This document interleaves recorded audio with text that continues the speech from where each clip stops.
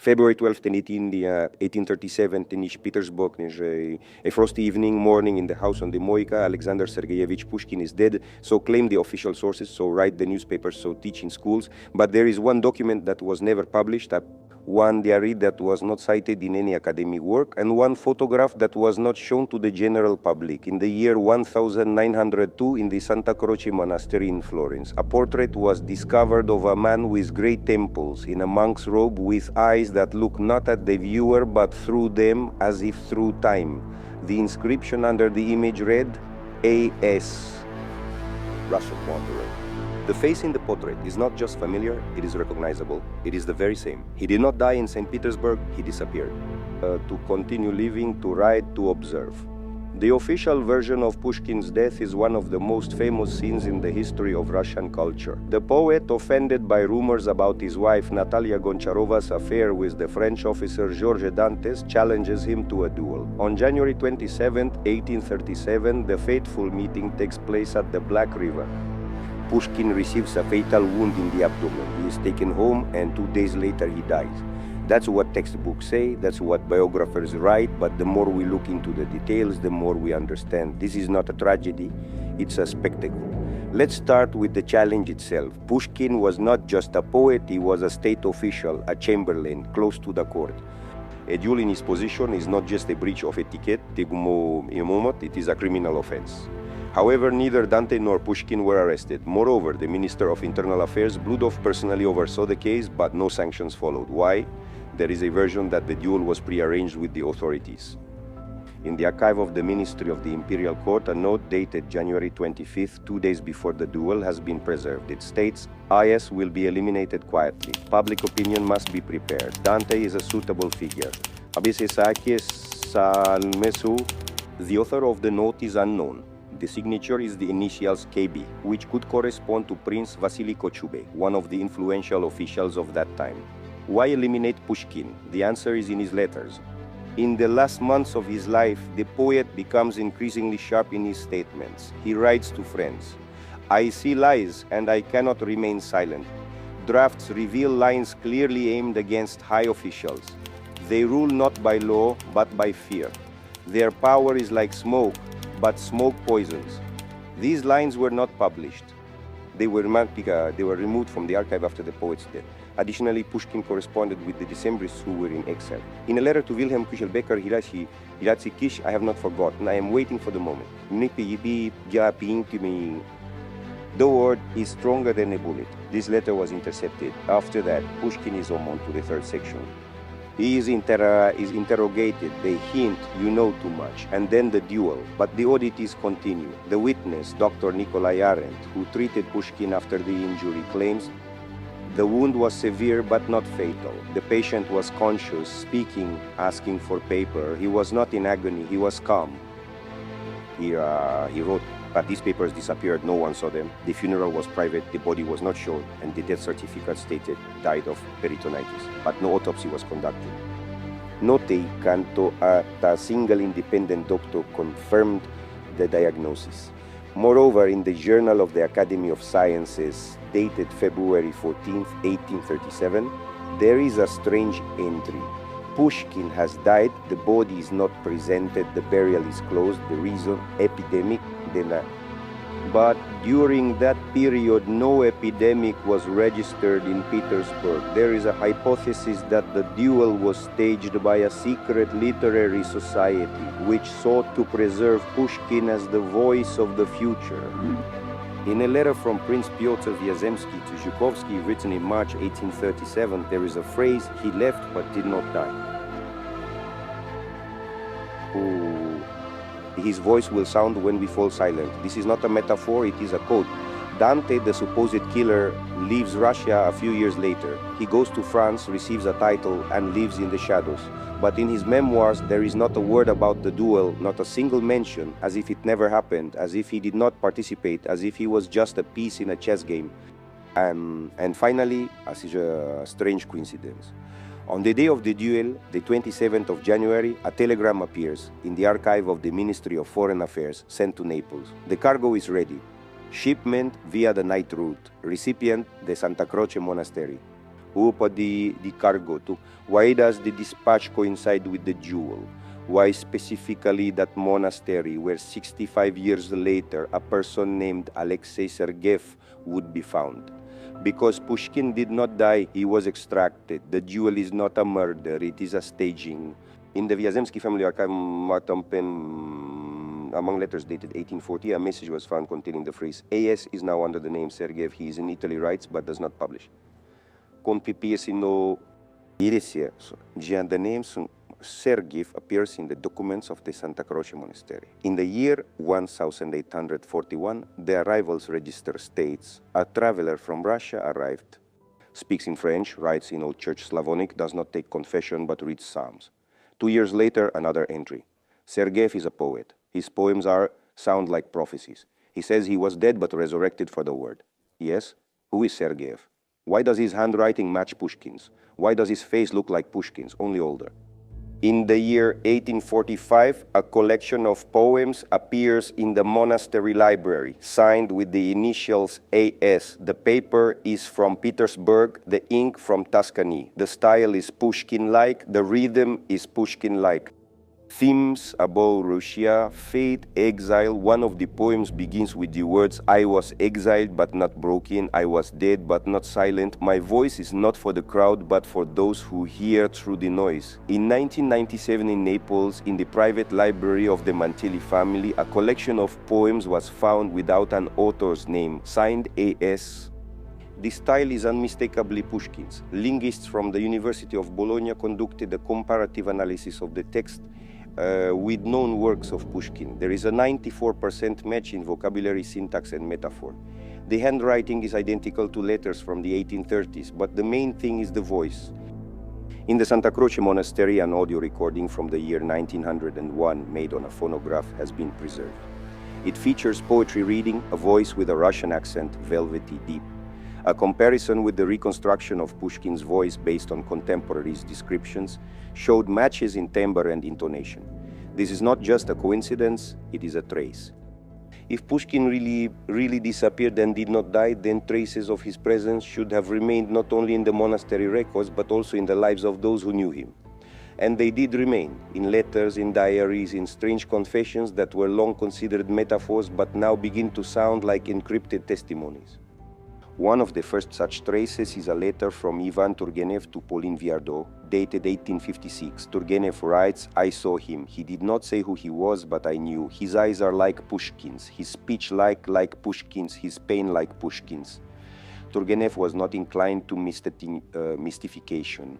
He was rational, skeptical, but in this letter there is an emotion that cannot be faked. He does not mention a name, but repeats, I knew. In the diary of Prince Pyotr Vyazemsky, a close friend of Pushkin, there is an entry from the year 1842.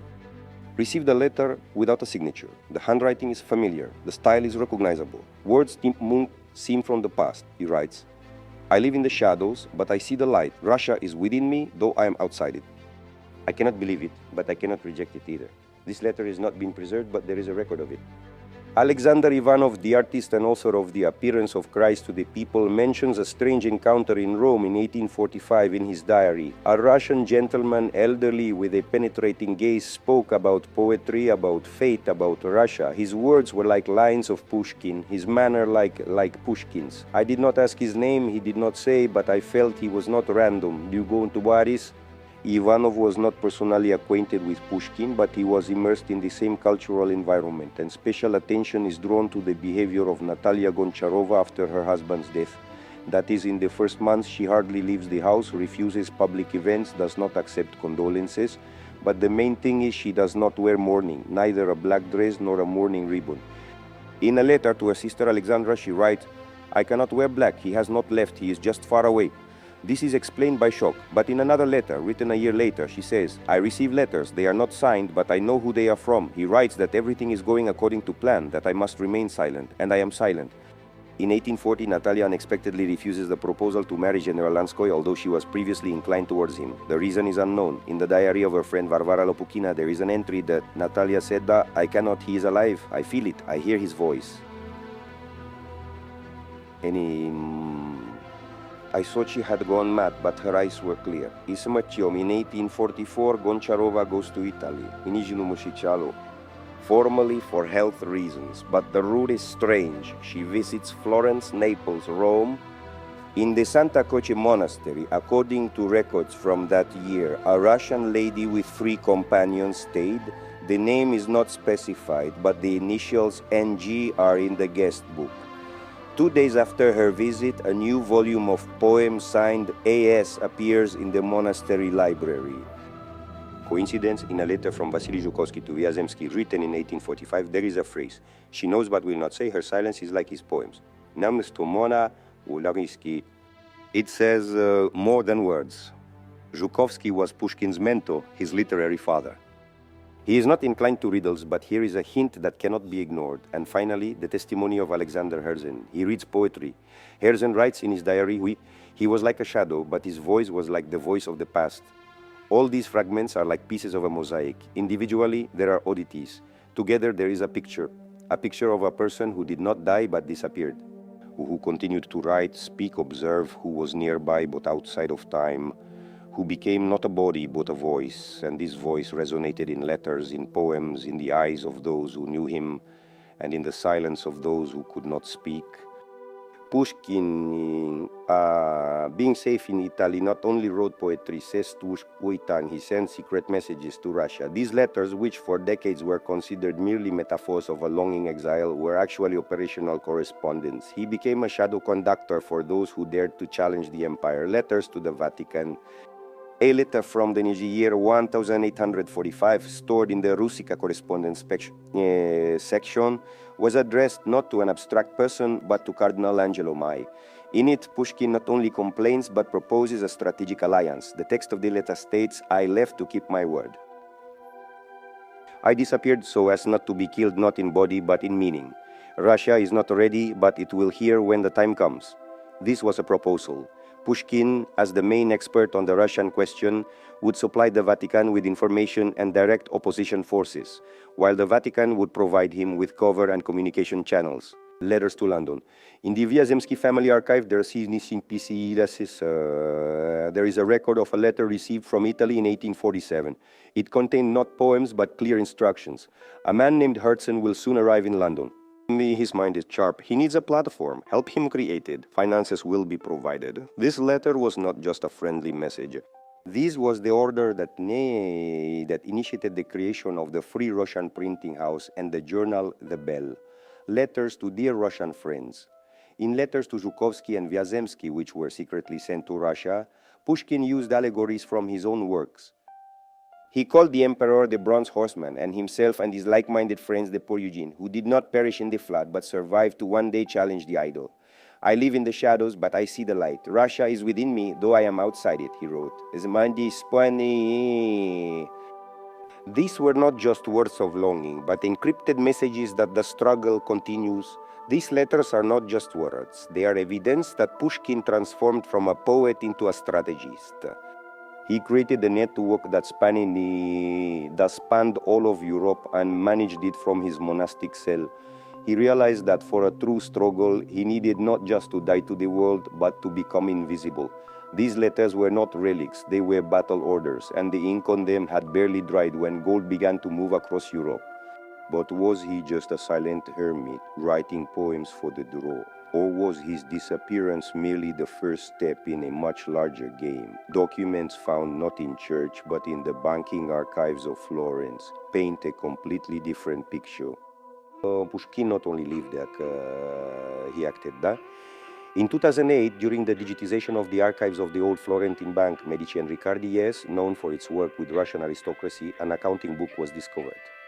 In it, under the headings Private Deposits and Special Commissions, there was an account for a mysterious client under the pseudonym Russian Pilgrim. The signature under each financial order had painfully familiar initials AS.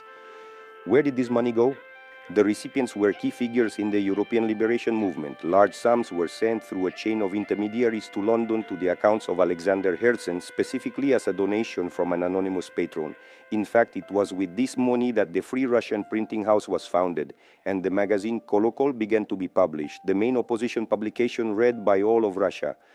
From students to the emperor himself, Pushkin not only wrote, he created a megaphone for himself that sounded louder than any of his poems. The Polish connection. The most astonishing thing is the transfers to Paris, to the circle of the exiled poet Adam Mickiewicz. Pushkin, who once wrote the patriotic to the slanderers of Russia in response to the Polish uprising, was now secretly funding those preparing a new one.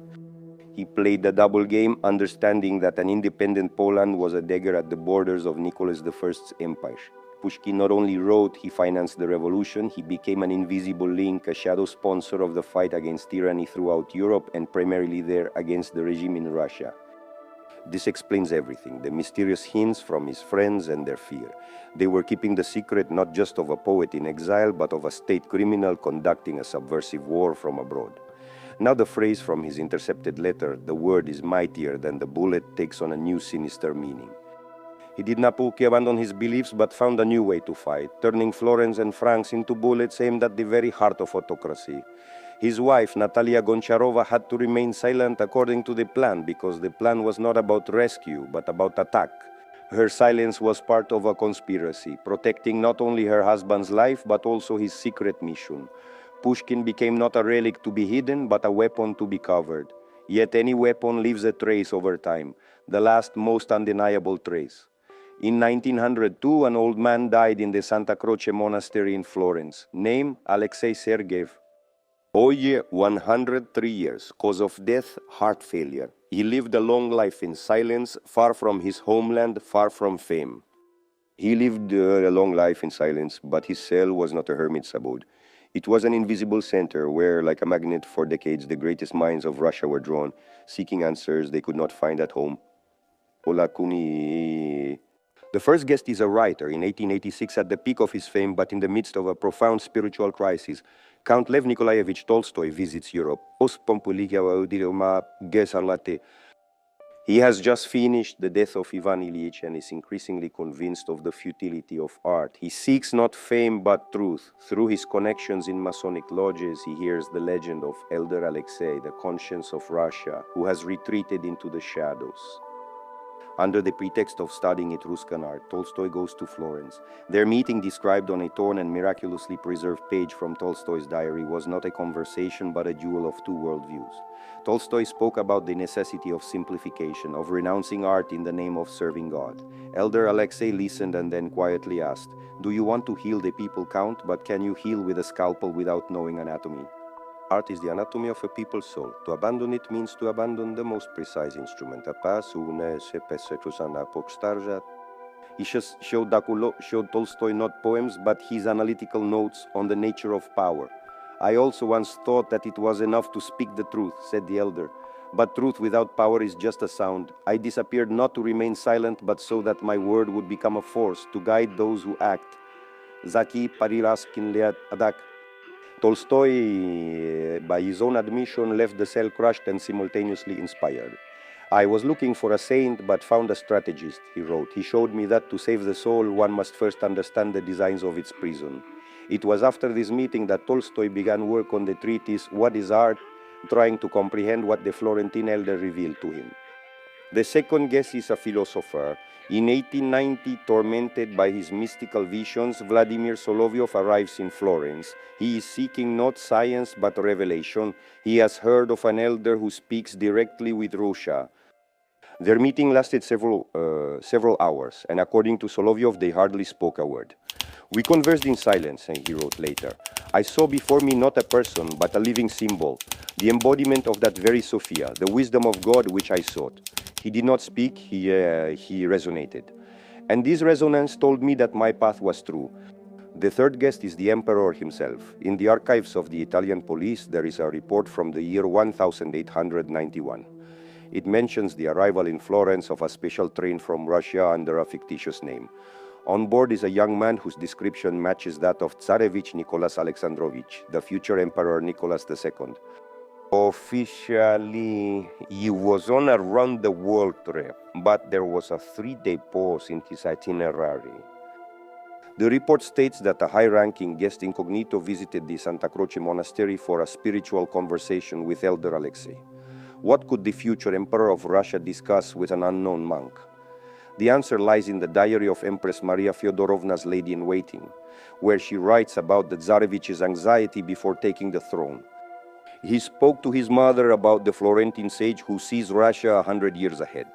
This sage gave him advice that formed the basis of the first years of his reign. Do not fear reforms, but fear those who propose them too loudly. The strength of Russia is not in the power of the Tsar, but in the silent consent of the people. Pushkin, having lived through the Decembrist conspiracy, was now advising the monarch, trying to prevent future upheavals. When the monks opened his cell, they found not just manuscripts, it was the archive of a shadow ruler, neatly stacked notebooks with analysis of European politics, blueprints for new industrial enterprises, for the Urals, and most importantly, the manuscript titled Pugachev Afterward. It was not a story, but a detailed plan to prevent revolution in Russia through land reform and the introduction of popular representation. A plan that Stolypin would later attempt to implement, but it would already be too late. Next to it lay a volume of Eugene Onegin, an edition from the year 1833, with notes in the margins. And among the papers, the last poem, I was a voice, not a body, I was a shadow, not death. I was Pushkin, but not for you. I was and will be. In 2003, a group of Russian researchers, having gained access to the archive, conducted a DNA analysis of the hair found in the book. The result was indisputable, not just matches with the reference sample, but the presence of a rare genetic marker passed down through the African line of his great-grandfather, Abraham Hannibal. Such a thing cannot be faked. The official reaction was swift, not just facutist in a refusal to comment. The Vatican immediately closed access to the archives for technical reasons. The Russian researchers were recalled. Their reports were classified as state secret, and they were dismissed with a black mark prohibiting any scientific activity. One of them, before disappearing, passed a note to his colleague at the Sorbonne. We did not find what we were looking for. We found his last order. He knew we would come. The voice does not fall silent. It echoes in unrealized reforms, in predicted wars, in the lines we read without knowing their second hidden meaning. Pushkin is not just a poet, he is a program, a viral code embedded in the cultural core of the nation, activated in moments of greatest upheaval. He did not die in a duel. He disappeared to become immortal, to observe, guide and see, and to observe and speak when Russia is ready to listen. He became not a man, but a symbol, not a body, but a voice, not a poet, but an observer. And if you feel that his lines resonate within you today with new strength, it means you hear him. It means you already know his plan. Because Pushkin is not the past. Subscribe to the channel so you don't miss what must be heard, because a voice once vanished always returns, and when it returns, you must be ready.